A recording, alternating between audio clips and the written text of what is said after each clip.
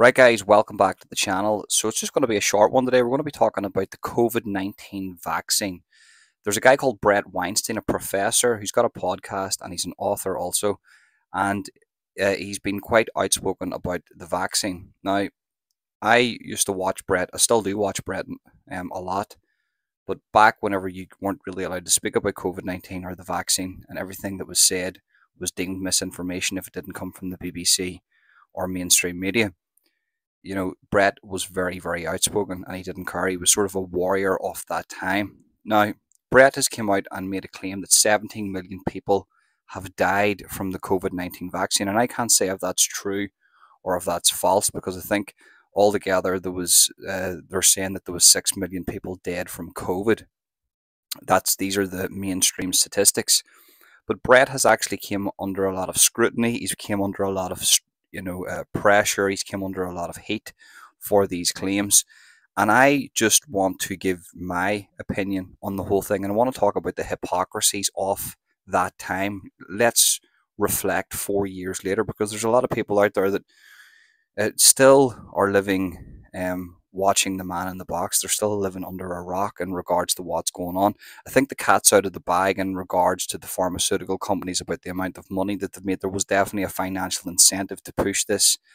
The question that sort of blows everything out of the water here is, where is the WhatsApp messages in regards to all these top leaders around the world that when it came to COVID, all these messages have just went missing. Where are the messages from Canada to Ireland to England? All these COVID-19 messages are gone in regards to these big politicians and leaders. There you go. That says it all in a nutshell there, really. I could just end it at that and you could go, right, okay, I get what you're saying here, Ronan. But, Bret Weinstein's came out and said that 17 million people have died from the COVID-19 vaccine. And I think it was only 6 to 7 million people, not only, but they say that 6 to 7 million people died from COVID. So what Bret's trying to say is that more people, like double the amount of people have died from the vaccine than they did of the actual disease itself. So the cure was worse than the disease, So, I can't say if that's true or not. I don't know if that's true or not.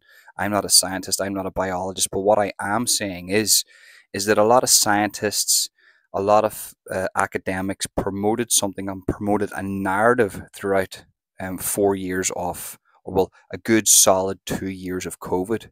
They promoted a narrative, knowing that that was false. Do you know what I mean? So I can't really trust what I see in the mainstream media or on social media. You really have to do your research. What I do is I always wait a little while for more information to come out. And I have to say, I didn't get the magic juice myself. I have to word it that way when it comes to actually taking this thing. And I'm so happy that I didn't. Now, some of the hate that Bret came under was from big podcast shows with 2 million subscribers, and they were like basically asking the question, well, tell me one person that's had an adverse effect from the vaccine. To which then in this person's comment section, his own fans were telling him, we know everybody that's had adverse effects from the COVID-19 vaccine. I warned my mother not to, and she done it under heavy pressure, and she hasn't been right since. She hasn't been right since. And what I'm hearing is that there is a surge, and I'm not saying these two are linked, but there's a surge in cancer all around the world that cannot be explained. There's a surge in blood clots that cannot be explained. Do I really need to point out the obvious here? Do I really need to point out the obvious to people, But anyway, some people won't listen to this. They don't care, and that's fine. I'm not trying to say it's linked to the COVID-19 vaccines. I'm just trying to say that there is a surge in these things that might not be linked. As I say, a bit of a disclaimer, do not get your news from me. Get your news from the BBC and CNN and mainstream media.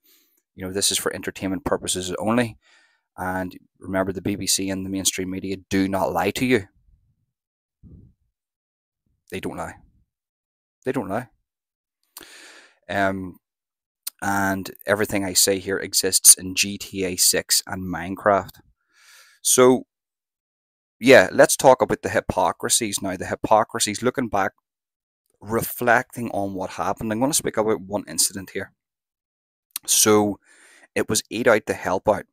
And for me, this was a pivotal moment in the COVID-19 situation where I realized, oh, so this is what's going on. And it was whenever they said, look, right, we're going to give you a tax break here to eat out because the economies came under a little bit of, it's diminished a little bit because this was after the first lockdown. And I'm great, yeah. But we want you to stay away from strangers. Oh, so you're giving the businesses a tax break so they can sell food at half price. We can go in to sit around complete strangers, but you're telling us not to sit around complete strangers. And I was like, is this a joke? Is this a comedy show? Is this a comedy show? Oh, it's not a comedy show. This is real life. This is the actual politicians. Oh, right. Oh, and oh, what's that? That Christmas, politicians are partying inside a house. They're having a party inside a house. There's no social distancing. But are they not the people supposed to be more afraid, like the most afraid of this because they have the full facts more than us? Yeah, they do have. They've actually got more facts than us. Then why are they like not social distancing and why are they partying and drinking around each other? I don't know. Work that one out for yourself, Ronan. Comply, comply, comply. Don't ask questions. Watch the man in the box. Be afraid. Okay.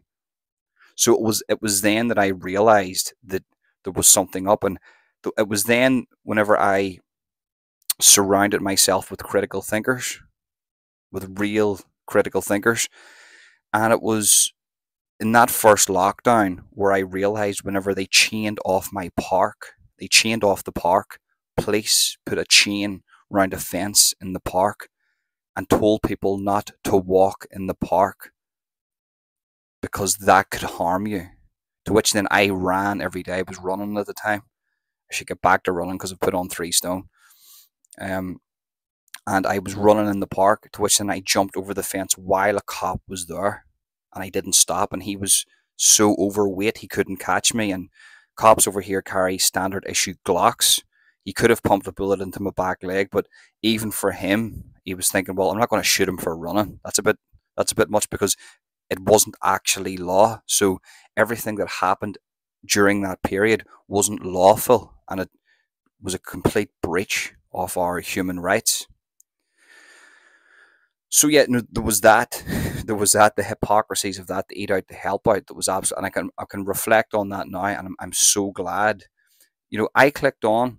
I was a whack job for about 2 weeks, 2 or 3 weeks, and I said I was washing like the shopping that was coming into the house, and it was like, what am I doing here? What am I doing? And then that's where I found the network of people who were telling me the truth, and my eyes was opened. My eyes was open to everything.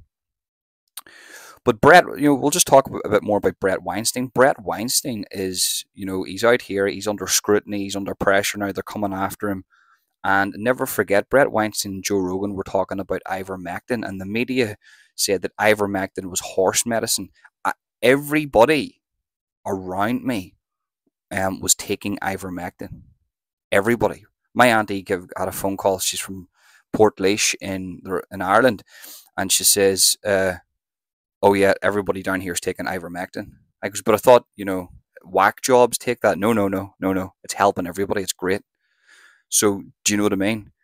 Um, but yes, 17 million people dead from the COVID-19 vaccines. That's what Bret Weinstein said. That's not what I'm saying. I'm not saying that's true. What do you think about that? Now, I think what Bret means by that is because you're obviously not, if you have eyeballs and you've got a conscious brain and you understand you can retain information, and you can retain what you see and what you learn.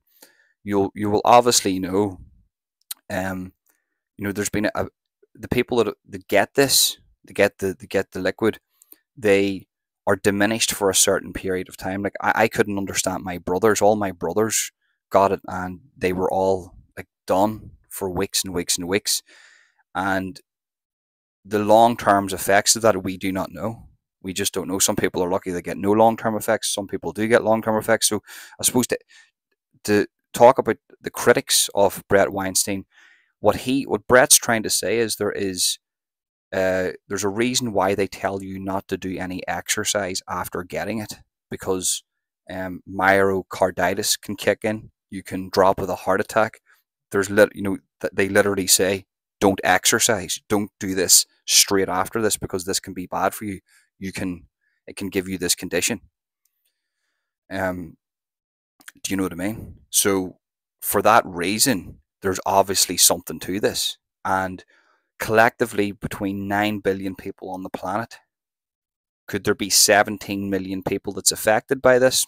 There could be. Because if we're seeing it on the news, on the sports field, with people dropping like flies, if I'm not saying that's anything to do with the vaccine, okay? If we're seeing it just in normal life with people that are being hurt by this, then what's it doing worldwide? It doesn't take a rocket scientist to figure this out. But I do recognize that COVID was bad for a lot of people, and there was a lot of people affected by the actual COVID-19 virus. I get that. I understand that. I'm not a denier that it existed. I got it myself. I was sick for 2 days and then I was okay. But I understand a lot of people got it and they had it for a longer period. Crazy stuff, guys. I wanted to give you my opinion on that. What is your opinion on that? Do you support Bret Weinstein? Do you think he's correct?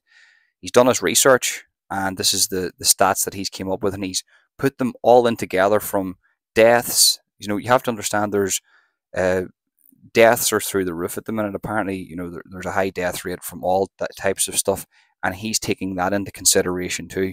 Deaths that cannot be explained from healthy people that wouldn't have normally just dropped dead. So yeah, to Bret's critics, explain that. Explain the people that are just, is it God? Maybe you're a believer in God now. Maybe you're not an atheist anymore and you're not a scientist and you believe that this is an act of God. Maybe it's the rapture. I don't know. But you tell me.